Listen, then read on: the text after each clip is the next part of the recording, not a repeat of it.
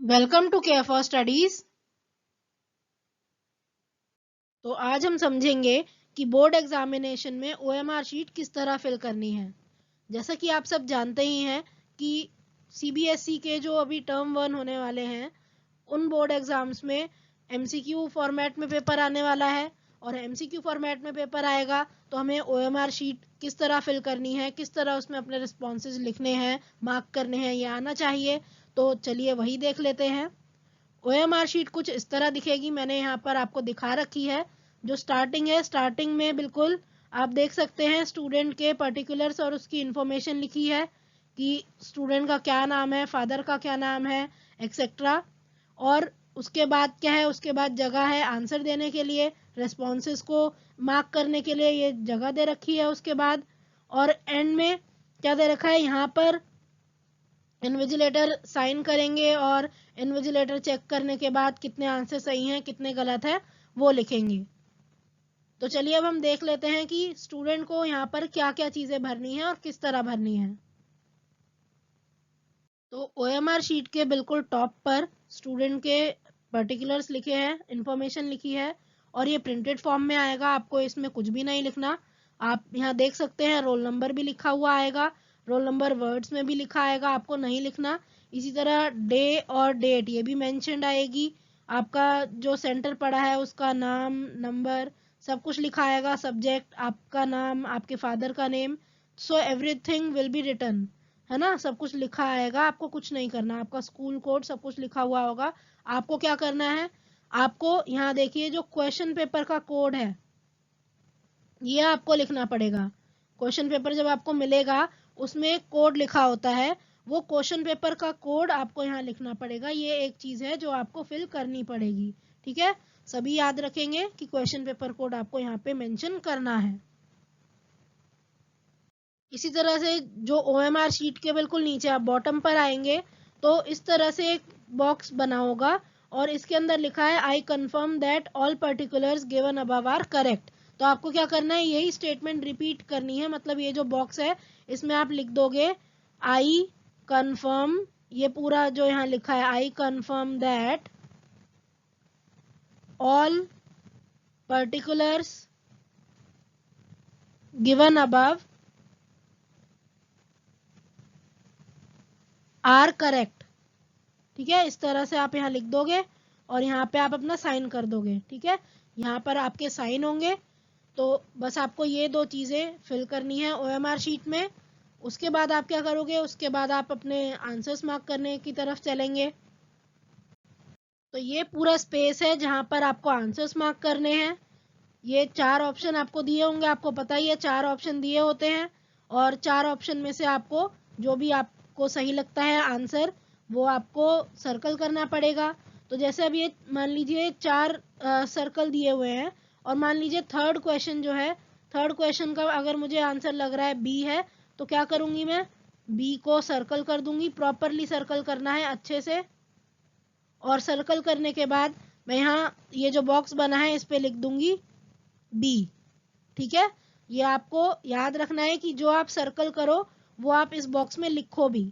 अगर आपने ये नहीं लिखा, आपने मान लीजिए आपने सर्कल तो कर दिया पर आपने इस बॉक्स में कुछ भी नहीं लिखा तो ये माना जाएगा कि आपने ये अटेम्प्ट नहीं किया है और आपको मार्क्स नहीं मिलेंगे। तो यहाँ पर लिखना बहुत ज़्यादा ज़रूरी है।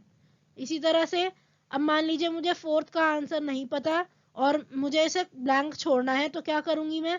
अगर आपको ये क्वेश्चन नहीं करना तो यहाँ पर आप देख रहे हो सर्कल करके 4 लिखा है, आप इसको सर्कल कर दोगे। इससे पता चलेगा कि आपने ये वाला क्वेश्चन अटेम्प्ट नहीं किया है। ठीक, अब मान लीजिए फिफ्थ क्वेश्चन है, आपने इसमें आपको लग रहा है आंसर बी है और आपने इसका आंसर बी सर्कल कर दिया।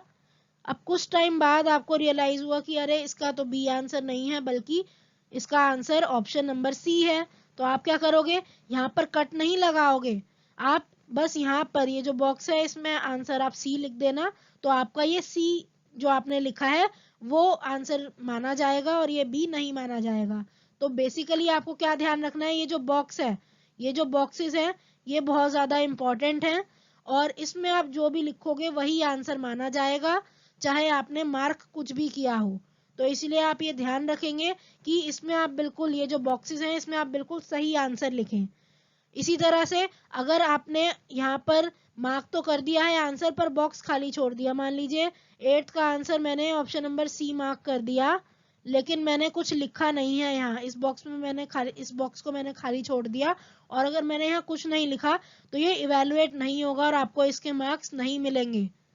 तो इस बॉक्स में लिखना बहुत ज़रूरी है। आई होप आपको समझ आया होगा कि किस तरह से आपको अपने रिस्पॉन्सेस फिल करने हैं।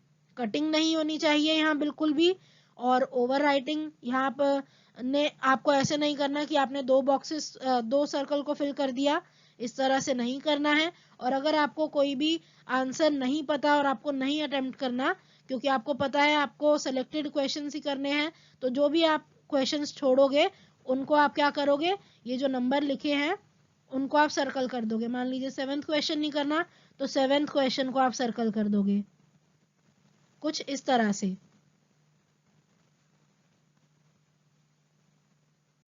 कुछ एग्जाम्पल भी दिए हुए हैं यहाँ पे कि क्या सही तरीका है और क्या गलत तरीका है फिल करने का ओएमआर शीट।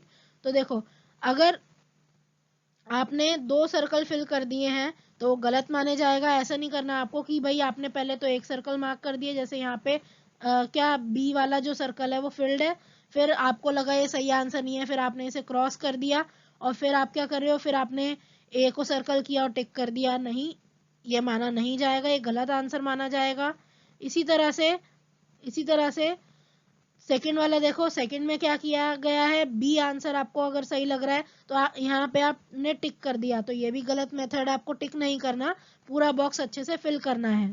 थर्ड वाले में देखिए, थर्ड वाले में क्या किया गया है, 2 आंसर फिल कर दिए और फिर लगा होगा आपको कि सी आंसर ठीक है तो आपने एक पे टिक कर दिया, तो ये भी गलत मेथड है, इस तरह भी आपको नहीं करना।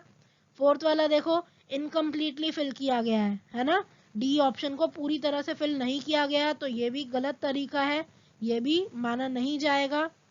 अगला, इसमें एक ऑप्शन तो मार्क किया हुआ है और दूसरे ऑप्शन में आप देख रहे हो जो सेकंड ऑप्शन है, बी ऑप्शन है, उसको कट कर रखा है, ये भी गलत तरीका है। 6th सर्कल करके फिर आप उसे कट करोगे तो वो भी गलत तरीका है। 7th, अब यहाँ देखो, ये ढंग से फिल नहीं किया हुआ, आधा बॉक्स आधा सर्कल फिल किया है और बाकी फिल नहीं किया, तो ये भी इनकरेक्ट वे है। 8 में देखो, जो बी पार्ट है, बी को बिल्कुल हल्का सा, मान लीजिए आपने हल्का सा पेन चला दिया एक ऑप्शन पे और उसके बाद आपने दूसरा ऑप्शन पूरा फिल कर दिया, तो ये भी माना नहीं जाएगा, ये भी गलत आंसर माना जाएगा और मार्क्स आपको नहीं मिलेंगे।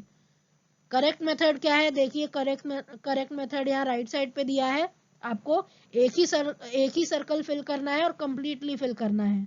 और अगर कोई आंसर नहीं पता तो जैसे 6th में है, आपको खाली छोड़ना है और साइड में नंबर लिखा है ना, कुछ इस तरह साइड में लिखा होगा, एक सर्कल बना है जिसपे 6 लिखा होगा, आपको उसको सर्कल करना है, ठीक है, उसे आपको कंप्लीटली फिल करना है। तो ये है करेक्ट मेथड। आई होप आपको किस तरह फिल करना है वो समझ आ गया होगा। कुछ स्पेशल इंस्ट्रक्शंस मैं आपको दे देती हूँ। आपको ये जो बॉक्सेस फिल करने हैं, ये ब्लू या फिर ब्लैक बॉल पॉइंट पेन से ही फिल करने हैं, तो ये बहुत ज़रूरी है। आप पेपर में बॉल पॉइंट पेन ही ले जाना, जेल पेन नहीं चलेगा, पेंसिल नहीं चलेगी, वेरी इंपॉर्टेंट, पेंसिल नहीं चलेगी। तो पेंसिल का यूज आपको नहीं करना, ठीक है। अगर आपने कोई भी आंसर पेंसिल से मार्क कर दिया है तो वो माना नहीं जाएगा, तो इसीलिए ज़रूरी है, ये बहुत इंपॉर्टेंट पॉइंट है, याद रखिएगा। आप ब्लू या फिर ब्लैक बॉल पॉइंट पेन ही लेके जाएं, ना जेल पेन, ना पायलट पेन और ना पेंसिल, ये सारी चीज़ें नहीं चलेंगी। तो ध्यान रखिएगा, पेपर में ब्लैक और ब्लू बॉल पॉइंट पेन लेके जाना, प्लस में अपना एडमिट कार्ड लेके जाना, ठीक है, एडमिट कार्ड भूलना मत आप घर पे, और सैनिटाइजर की बोतल लेके जाना, ठीक है, एक सैनिटाइजर की बोतल लेके जाना, और all the best for your exam. So thank you for watching, आज के लिए बस इतना ही। अगर आपको हमारी वीडियो पसंद आई हो तो इसे आप लाइक करें, इस वीडियो को आप ज़्यादा से ज़्यादा शेयर करें, हमारे चैनल को आप सब्सक्राइब करें and hit the bell icon, जिससे जब भी हम कोई एक नई वीडियो डालें तो आपके पास नोटिफिकेशन सबसे पहले पहुंचे। अगर आपको कोई भी डाउट है, आपको कोई भी सजेशन है, तो आप हमें कमेंट बॉक्स में लिखकर बता सकते हैं। Thank you.